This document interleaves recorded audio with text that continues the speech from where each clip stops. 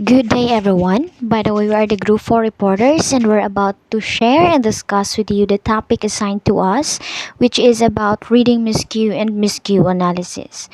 So, first, let us define what is reading and what is miscue.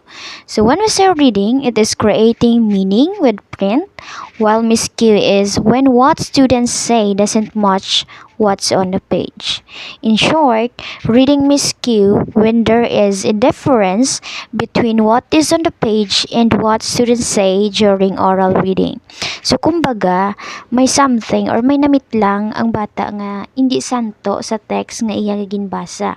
For example, may word nga na-skip ang isa ka bata or na-mispronounce or na-change ang word, kung sa diin amo ang kabangdanan kun nga nag-change ang meaning sang text nga ginabasa and sometimes wala man ini ka-affect sa meaning sang text.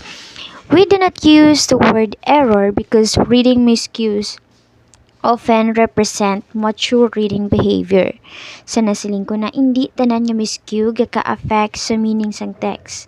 Sometimes may namit lang ang bata nga lain ang word pero still ang meaning amo lang Japon. So usually ginahimo ini sa mga mature readers. So when we say mature readers, they are the experienced readers, mga palabasagid nga klase nga sang learners. So, kabalo sila kung paano mag-discriminate kag mag-self-correct kung ano ang sala nila nga nabasa while they are reading. There is a hierarchy of miscues, all of which tell you something different about how individual students are creating meaning with print. So, to introduce to you the hierarchy of miscue, first we have the meaningful miscues. So when we say meaningful miscue is one that does not change the fundamental meaning of the sentence. Like for example, if the student said the dogs ran down the road instead of the dogs ran down the road, this would not change the meaning of the sentences. This tells us that the student is using context and background knowledge to create meaning with print. This is a mature reading behavior. So as observed sa aton example, may substitution nga gakatabo within the letters of the word. Substituting run for run changes the verb tense from present to past, but leaves the essential meaning of the sentence unchanged. So amo ni siya ang meaningful miscue, may changes or may substitution nga gakatabo sa letters within a word nga ga-change ang structure sang sentence but still the meaning ara lang Japon, still lang gyapon, amo lang Japon. So next we have the schema related miscues. So when we say schema related miscue, fundamentally changes the meaning of the sentence but is still very much related to the passage. So this tells us that the students is engaged in a meaningful behavior using background knowledge. An example of a schema-related miscue include the following. So in reading a passage about making the roads, the student said, the track made the road smooth instead of the grader made the road smooth. So this is a significant miscue as it changes the meaning of the sentence. A track is much different from a grader. However, tracks and graders are both used in the making of the road. So sa diri naman niya, it is quite different sa first hierarchy of miscue. So ang learner or ang reader ga-substitute related concept of the word which fundamentally changes the meaning of the sentence pero still related to the passage. So that is the difference between the meaningful miscue and the schema related miscue. So the third hierarchy of miscue, the significant miscues. A significant miscue is what we most commonly think of as an error. Here in A, the miscue changes the meaning of the sentence. B, the miscue does not make sense within the sentence. C, the student skips the word. And D, the student needs help with the word. If the sentence was, for example, the dogs ran down the road and the student said, the dogs ramped down the road or the dogs roped down the road, this would be significant miscues as they fundamentally change the meaning of the sentence. Tells us there is a word identification problem.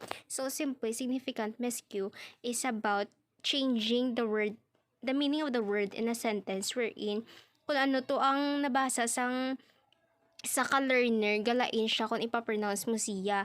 Galain ang meaning sang word. For example, ang run, nagimo, nag-ramp, nag-rope, kitungod,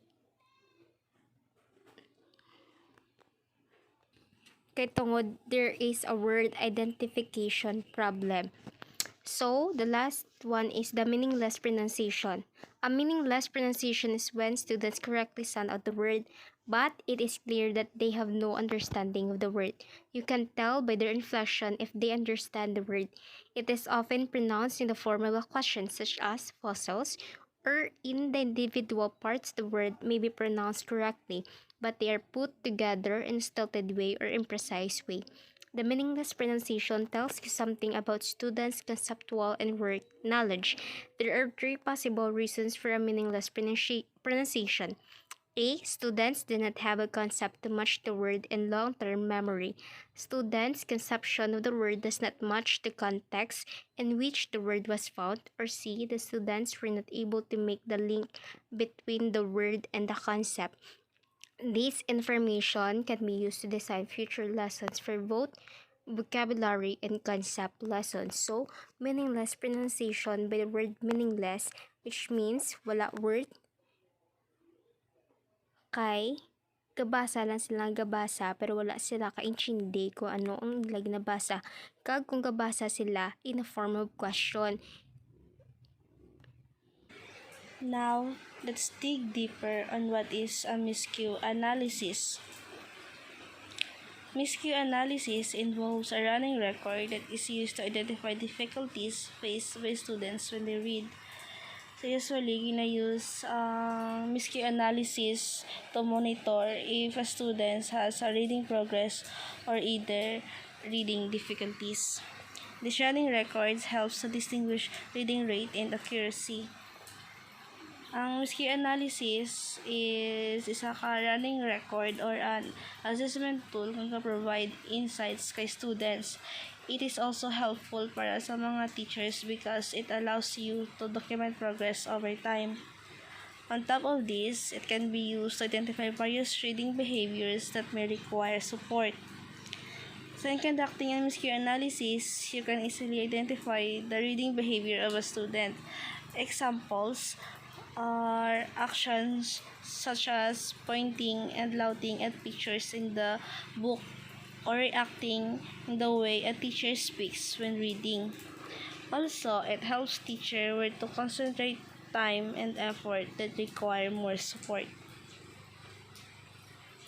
Teachers often use miscue analysis when trying to obtain information about a student's reading skills. If a child is weak in a particular area, the teacher will pick up on it during a miscue analysis. So usually, gina-use sa mga teacher ang miscue analysis para mabalaan kung bala ang mga students may reading improvement and also it helps teachers to understand their students' reading skills para mas ma-improve bagid ang ilang teaching strategies and make their instruction more effective. Types of reading miscue. Various miscues to look out for during a miscue analysis. Correction. The student will make an error when reading and quickly correct their mistake to make sense of the sentence. So, ang reading miscue or ang correction reading miscue gakatabo or usually happens during an oral reading. Kung sa diin, ang isa ka pupil, while gabasa or reading, nagapause and regress, o ginabalikan niya ang word nga na misread or pronounce to make sense of the sentence. For example, when the pupil read a sentence, the man talk on the street instead of walk, he then correct it by rereading the whole sentence to make sense kung ano ang iya ginabasa. Insertion. The student adds a new word to the sentence when reading out loud. So why does this happen?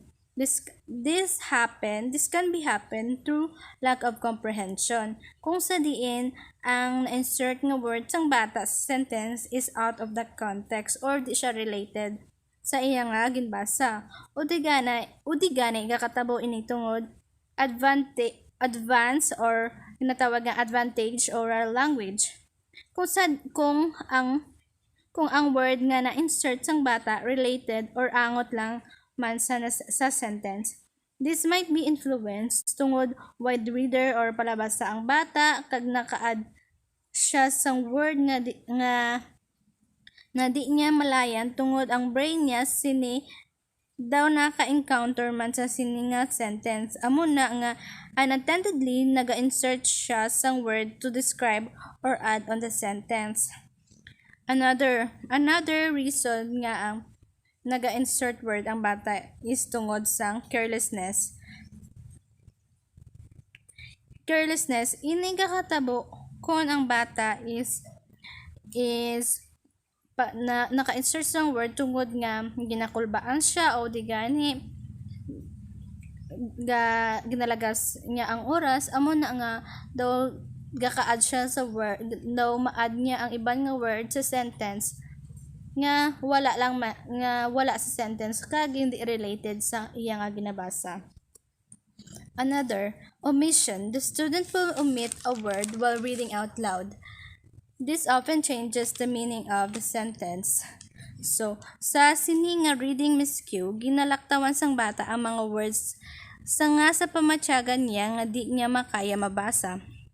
Ini kakatabo because of several factors, and this may be insufficient word recognition, poor reading habit, confusion in letter sound, respondents, difficulty in sounding vowel and consonant digraph. Usually, ang remedial sa insufficient word recognition is ginapabasa ang mga bata sa mga basic sight words.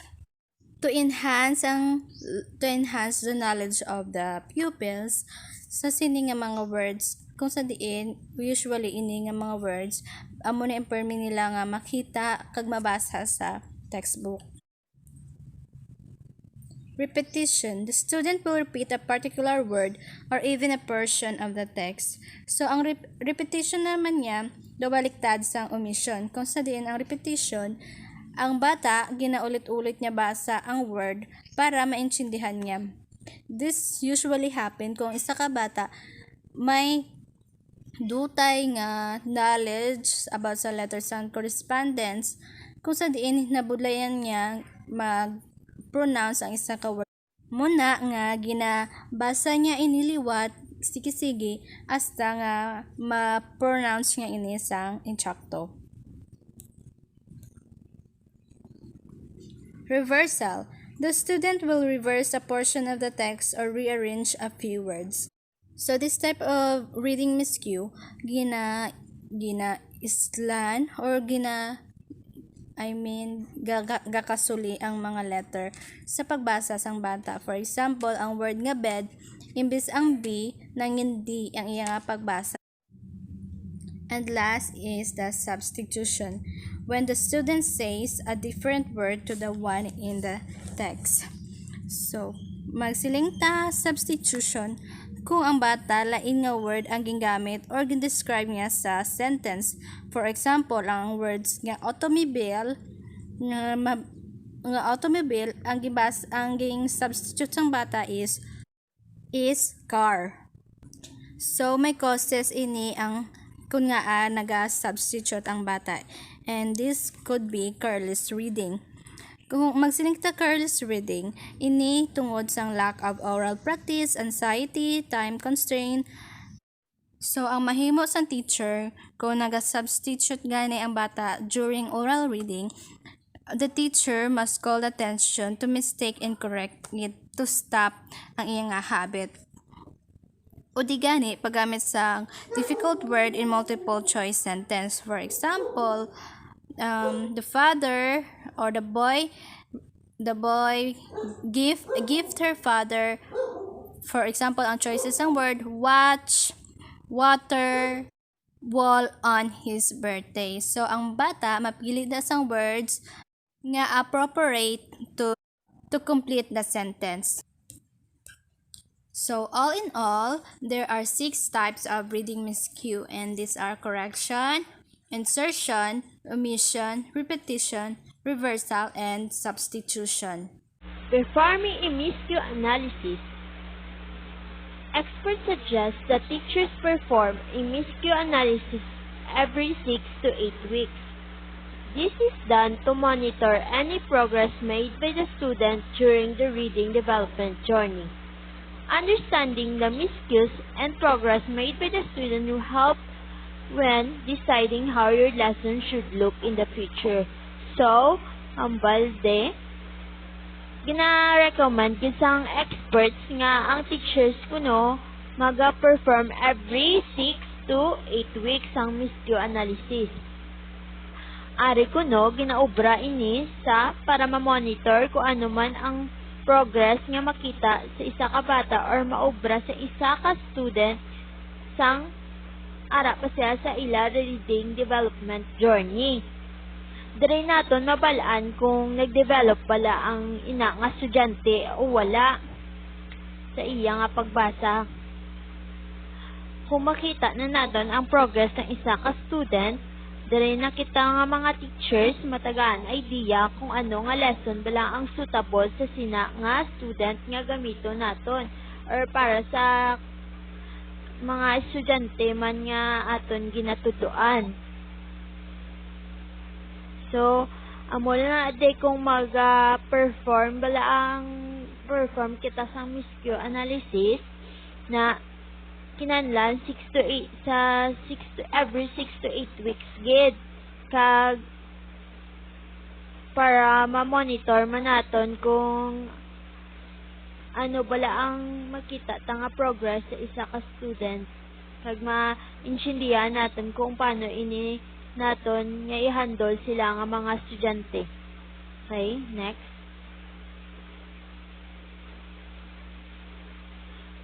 When designing and planning a miscue analysis, there are few essential things to keep in mind. So, sa pagplaster, kapag plano sini nga para mag-perform to sa miscue analysis, ini ang mga kinahanglan nga panungdumon. First, use unfamiliar text. If you tell the students which text will be used during the analysis, they may simply memorize the entire thing beforehand. This defeats the whole point of the analysis. So, mari katidiari sa picture ho, amon isang for example nga activity nga ipahatag ta sa aton estudyante nga mag-use sa mga unfamiliar text. For example, ang traverse lain man sa nga mga words sa i-define sa sang estudyante mapili da sa i-connect ya ang sa piyak nga side ang word nga ara man sa kilid ya. So ara ang meaning sa piyak nga side i-connect mo na sila kung diin bala siya nagakabagay nga meaning kung diin di bala ang ginamin niya sina. So ang estudyante ma-connect handa sang kada word nga maintindihan niya nga naga-explain sa sina nga word. Para yo sang divine. Ang divine da i-connect mo na sa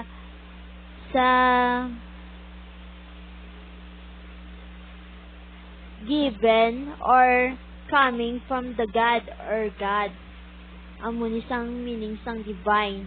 Tapos ang traverse naman amon isang to pass across, over, or through. Amon isa.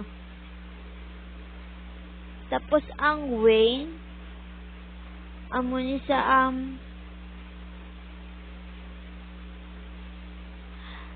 to go through the moon regular reduction in the amount of its visible portion.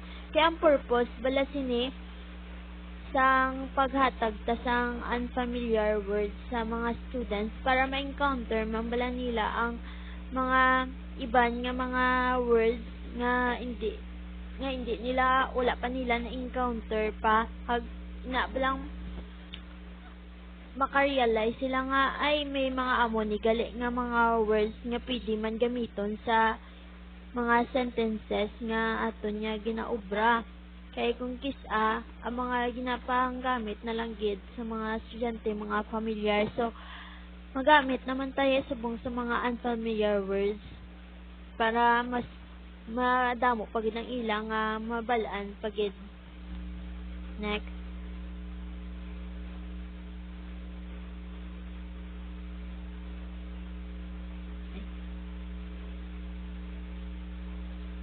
So, amo ni kaduwa nga aton nga tandaan man sa pag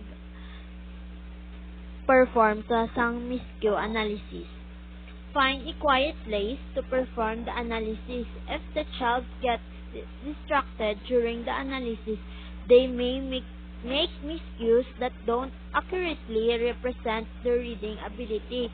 So, kinahanglan kung mag-perform man ta sa Miscue analysis, mangita man ta sang place nga kung diin nga hindi sila bala madisturbo sa ilang nga pag or ma-distract sa sa aton nga pag ilang nga pag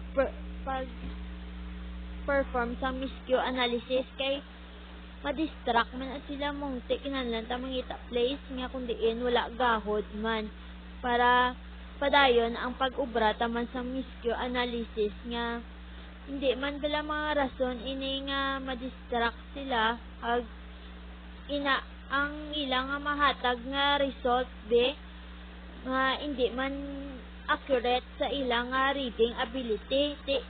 Kinahanglan kung mag-perform ta mangita kita place nga kung diin maka-focus sila kag maka-concentrate sa pag-perform ta sa Miscue analysis kay para ma-determine tagid ang mga